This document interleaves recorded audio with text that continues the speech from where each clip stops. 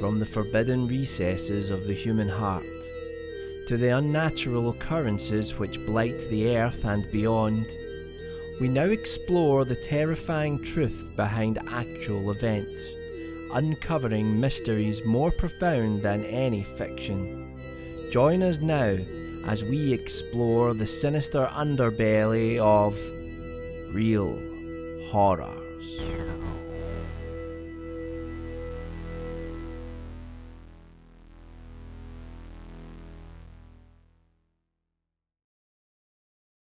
We all love a good mystery story. The crime, the puzzling series of events, the determined detective, and finally the solution, all wrapped up neatly for the audience. But in real life, the facts and their explanations do not always fall easily into place.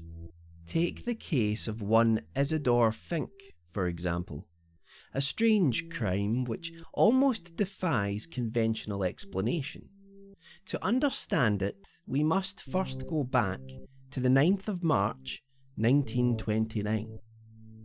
Isidor Fink lived in New York City, a Polish immigrant who'd found some level of success and owned his own laundry business.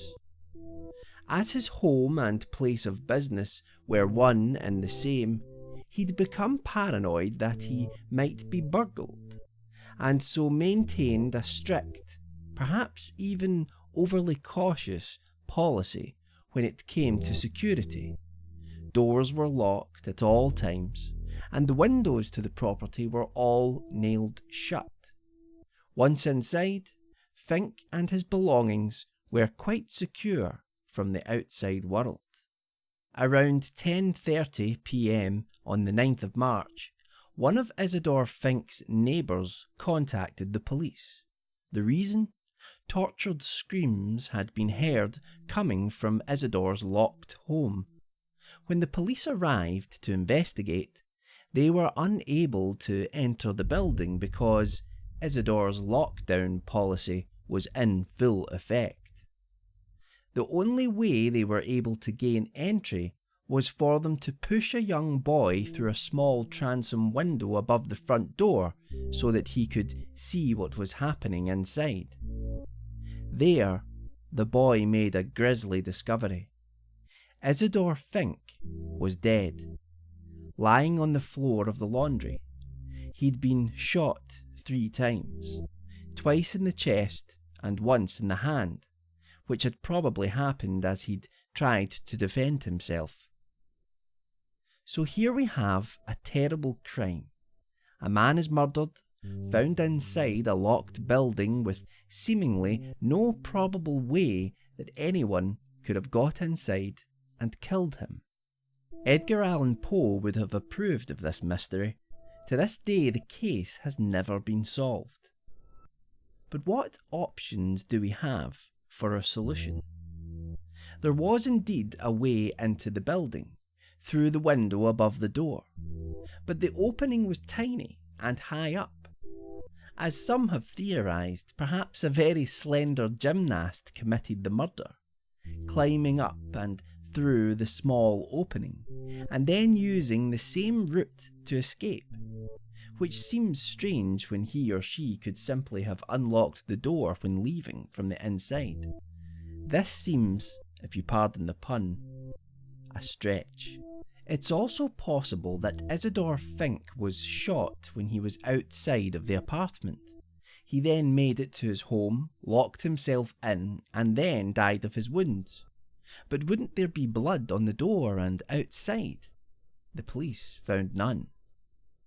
We know that Fink could not have been shot through the small window, as there were powder burns on his body, showing that he was shot at close range. We are left then with 3 possible solutions as far as I can see.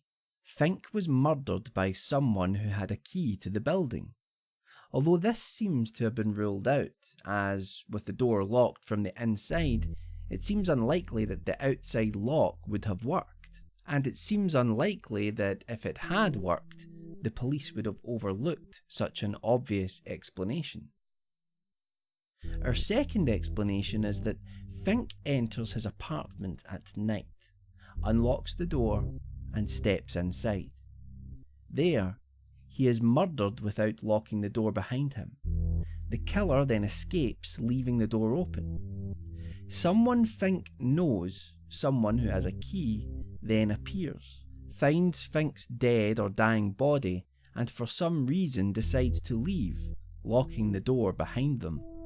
The last theory that I would propose is my favourite one, which I haven't heard discussed, and yet it is possible.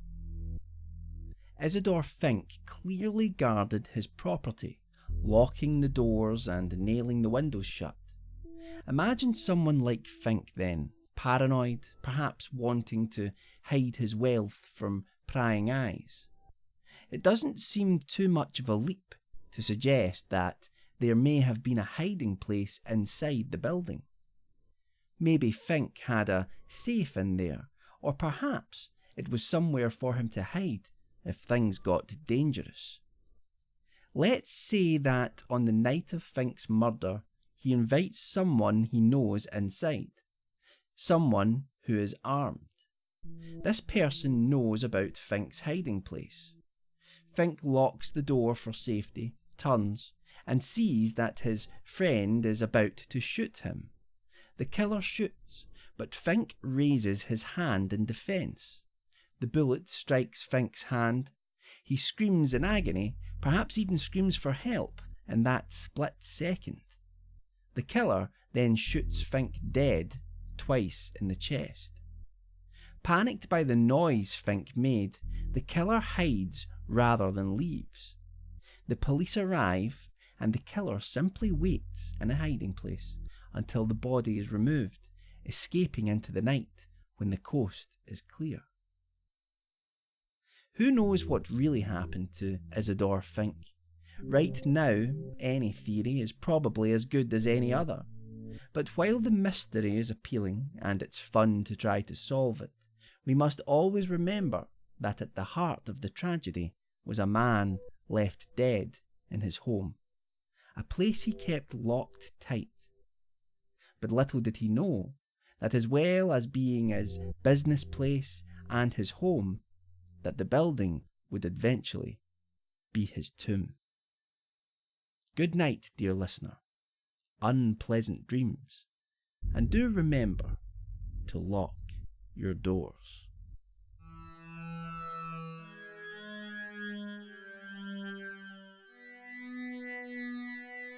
I hope you enjoyed tonight's video. For more real horrors, original stories, and ghastly short films, hit that subscribe button if you dare.